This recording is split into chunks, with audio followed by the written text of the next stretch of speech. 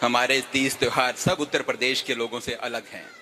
तो अपनी इस आइडेंटिटी को प्रोटेक्ट करने के लिए उस समय लोगों ने आंदोलन करा, जैसे कि अभी गोसाई जी ने बहुत ही सुंदर गीत के माध्यम से बताया कि कितने लोगों ने उस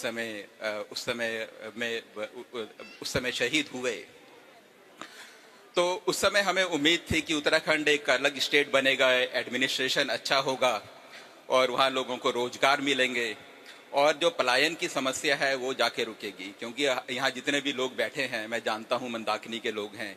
मेरे पिताजी भी, जिस समय मंदाकिनी बनी थी, मेरे पिताजी भी उस समय उसमें शामिल थे। जिन लोगों ने मंदाकिनी बनाई शुरू में, मेरे को ध्यान है, मेरे घर में उसकी मीटिंग होती थी। तो ये पलायन, यहाँ जितने लोग हैं, किसी को 50 साल, किसी को 70 साल दिल्ली में आए हुए हो चुके हैं, लेकिन उत्तराखंड बनने के बाद भी पलायन की समस्या वैसी की वैसी है। और आपको आश्चर्य होगा कि उत्तराखंड बनने के बाद पलायन पहले से कहीं ज्यादा बढ़ गया है।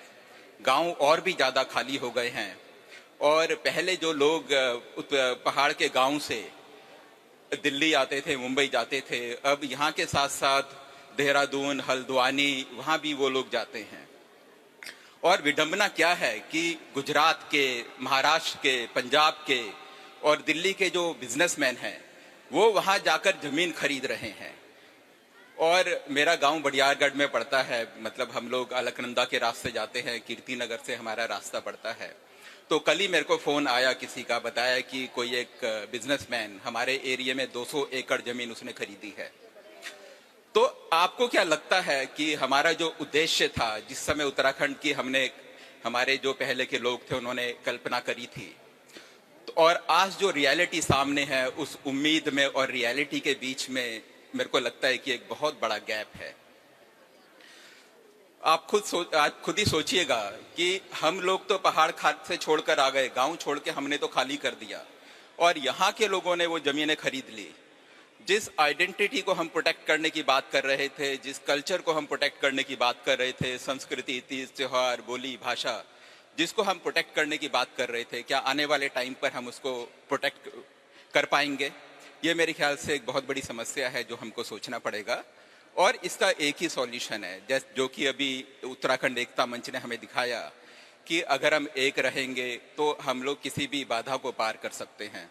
तो ये बहुत ही बढ़िया शानदार कार्यक्रम अभी चल रहा है। मेरे पास कहने को तो बहुत कुछ है, और जैसे कि एक नेता को कुर्सी से मोह होता है, उसी तरीके से एक पत्रकार के हाथ में माइक आ जाए तो बात कुछ वैसी ही होती है। लेकिन ये कार्यक्रम इतना अच्छा है कि मैं आपके और कार्यक्रम के बीच में मैं चाहता नहीं कि आपका टाइम वेस्ट करूं।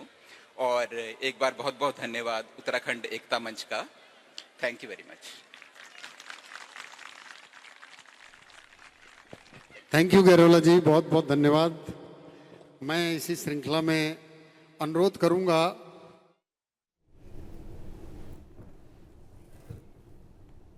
न्यूज नेशन अब व्हाट्सएप पर खबरों की ताजा अपडेट के लिए न्यूज नेशन के इस क्यूआर कोड को स्कैन करें।